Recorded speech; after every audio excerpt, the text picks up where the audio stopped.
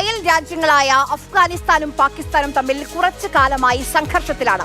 2021 അഫ്ഗാനിസ്ഥാനിൽ താലിബാൻ അധികാരത്തിൽ വന്നതിനു ശേഷമുള്ള ഏറ്റവും രൂക്ഷമായ പ്രതിസന്ധിയാണ് ഇപ്പോൾ അതിർത്തിയിൽ.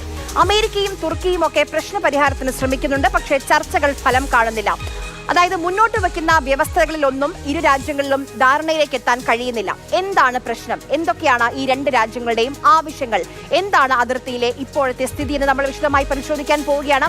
നമുക്ക് ആദ്യം പാകിസ്ഥാൻ എന്താണ് പറയുന്നതെന്ന് നോക്കാം. അതായത് പാകിസ്ഥാൻ പറയുന്നത് കാര്യം, പാകിസ്ഥാനിൽ കഴിഞ്ഞ കുറച്ചു കാലമായി ആ രാജ്യത്ത് കുറെ ആക്രമണങ്ങളൊക്കെ നടക്കുന്നുണ്ട്. അതിനൊക്കെ പിന്നിൽ അഫ്ഗാനിസ്ഥാനിൽ പ്രവർത്തിക്കുന്ന തെഹ്രീക്കെ താലിബാൻ പാകിസ്ഥാൻ എന്നാണ്. അതുകൊണ്ട് തന്നെ പാകിസ്ഥാന്റെ ആവശ്യം ഈ TTP-ക്കെതിരെ കർശന നടപടി സ്വീകരിക്കണമെന്നതാണ്. അതിനോട് അഫ്ഗാനിസ്ഥാൻ ഇതുവരെ അനുകൂലമായൊരു സമീപനം സ്വീകരിക്കുന്നില്ല എന്നുള്ളതാണ് പാകിസ്ഥാന്റെ പരാതി. ഈ TTP ഭീകരരെ കൈമാറണമെന്നും പാകിസ്ഥാൻ ആവശ്യപ്പെടുന്നുണ്ട്. മറ്റൊരു പ്രശ്നമുള്ളത് ബ്രിട്ടീഷ് വരച്ച ഡ്യൂറന്റ് ലൈനാണ്. ഈ ഡ്യൂറന്റ് രേഖ ഒരു കാലഘട്ടത്തിലും അഫ്ഗാനിസ്ഥാൻ അംഗീകരിച്ചിരുന്നില്ല.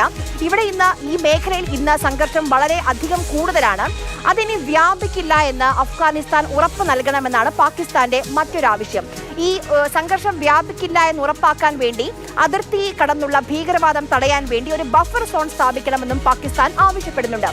ഈ വ്യവസ്ഥകൾ അംഗീകരിച്ചില്ല എങ്കിൽ, അതായത് പാകിസ്ഥാൻ മുന്നോട്ട് വെക്കുന്ന ഈ ആവശ്യങ്ങൾ, ഈ വ്യവസ്ഥകൾ അംഗീകരിച്ചില്ല എങ്കിൽ ഭരണമാറ്റത്തിന് തയ്യാറായിക്കോളൂ എന്നാണ് അഫ്ഗാനിസ്ഥാന് പാകിസ്ഥാൻ നൽകിയിരിക്കുന്ന ഭീഷണി അല്ലെങ്കിൽ മുന്നറിയിപ്പ്.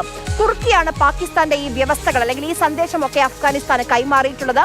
2021 അഫ്ഗാനിസ്ഥാനിൽ താലിബാൻ ഭരണം വരുന്നത്. അതിനു മുൻപ് അഫ്ഗാനിസ്ഥാന്റെ പ്രസിഡന്റ് ആയിരുന്ന ഹമീദ് കർസായി, അതോടൊപ്പം അഷ്റഫ് ഗനി, അതുപോരാത്തതിന് പ്രതിപക്ഷ നേതാക്കളുമായൊക്കെ പാകിസ്ഥാന്റെ സൈന്യം ചർച്ച തുടങ്ങി എന്നുള്ളതാണ് നമുക്ക് ലഭ്യമാകുന്ന വിവരം.